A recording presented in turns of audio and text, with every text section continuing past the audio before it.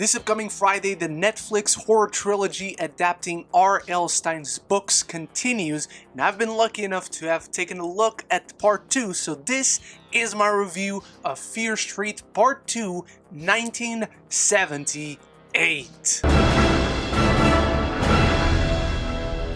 Following the events in 1994, we take a look at how it connects to the haunting past of Shadyside in 1978, as school is out for the summer and the activities at Camp Nightwing are about to begin. But when another Shadysider is possessed with the urge to kill, the fun in the sun becomes a gruesome fight for survival. I had a ton of fun with 1994. Part 1 of this trilogy is a blast, but I want to know what you think about it, so drop it all in the comments below. What did you feel about part 1? My review for it is up here in case you haven't checked it out but want to, and how excited are you for part 2? And while you join me down there in the comments to start the conversation, consider clicking the subscribe button if you're new to the channel. It does wonders to get the content out there, and you'll always be aware of whenever there's more great content I put up. If I thought that part 1 really leaned in a lot on slasher films of the 70s, 80s, 90s, this one dials it up to a T.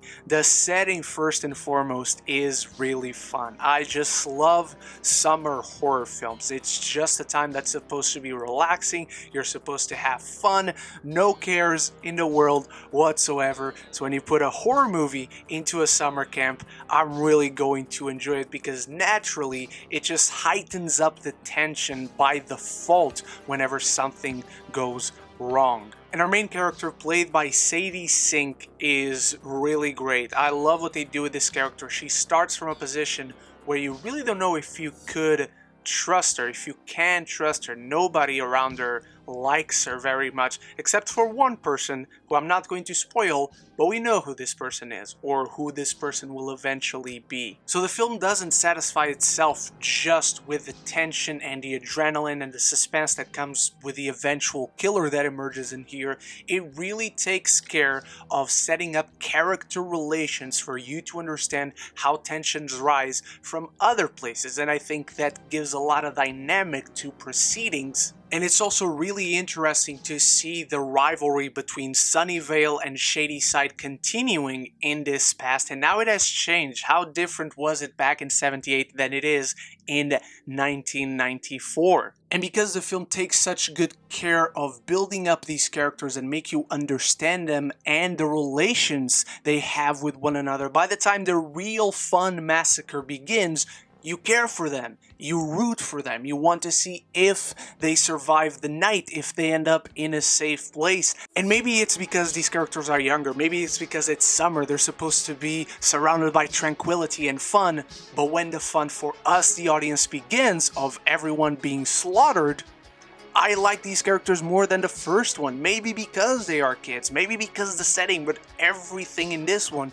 just works so much better for me to root for these characters. This film also juggles quite a few more characters than the first one, and while our protagonists, our main characters, do really get a time to shine, sometimes it can feel like other characters are left off to dry and you really don't doubt whether they're gonna get killed or not. But still, the suspense is there, the fun is there. This is yet another really fun slasher film that I had yet another blast watching. It lives up to the first but continues to deepen and explore the lore even more, presenting new perspectives because the framing of this film is really interesting. You keep the one night. Everything happens during one evening at Camp Nightwing, and the fact that we've already heard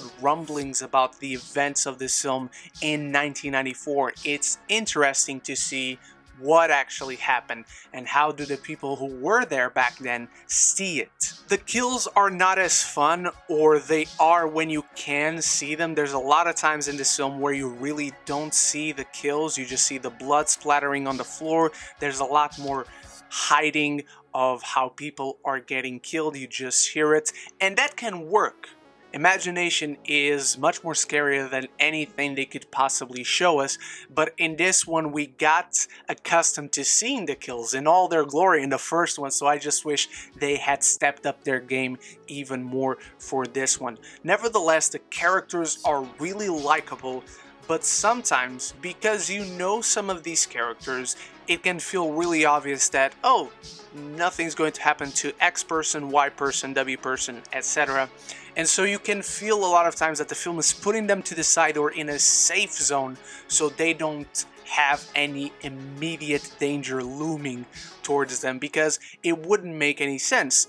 On one hand, it really takes a bit of the tension away from them, but on the other, it is really smart of the filmmakers not to assume they can trick you if you know certain characters will survive to see another day. But these characters still contribute to the story. They're still exploring the lore and learning new things to feed us to the audience, but it is important to them. It makes sense that characters do these certain things. The characters have incredibly rich backstories that connect the pasts of Sunnyvale and Shadyside and gives them a bit more dimension. That's something I really like in these movies, so far at least, is that these characters are not just lambs for the slaughter. They might die, but they're still three-dimensional characters that you can care about and that have compelling struggles going on in their lives that you understand, especially given the ages that they have. I also really love how the film ends. Not going to dive into it, just don't cut away or turn off the film whenever the credits start, because some things go on as the credits are rolling, and I cannot wait to see part 3. That's the biggest giveaway that the film really worked for me, is that, oh shit, that just happened. I cannot wait to see the next one. And knowing the next one is coming very soon is a really good thing. 1978 is just as good, if not better, than part 1. It has so many things to juggle, and even though you can feel sometimes that it's putting certain characters to the side, it balances it all the best way it can. The kills, whenever you can see them, are really fun. The deepening of the lore is extremely engaging, and you come to really like these characters, and there are quite a few surprises that I was not expecting in this film. I think it lives up to its predecessor, and I think it continues to build to what will hopefully be an amazing payoff. I'm giving Fear Street Part 2, 1978, a B+. So those are my thoughts on Fear Street Part 2, 1978. Let me know your thoughts on it. How does it compare to Part 1 in your mind, and how excited are you for Part 3? My reviews for Black Widow and Episode 5 of Loki are already up on the channel if you want to check those out. And of course, if you haven't checked it out yet, my review of Part 1, and I'll be back very soon with my review for Part 3. Thank you so much for watching. You are the best, and so until the next one, love each other and love the movies.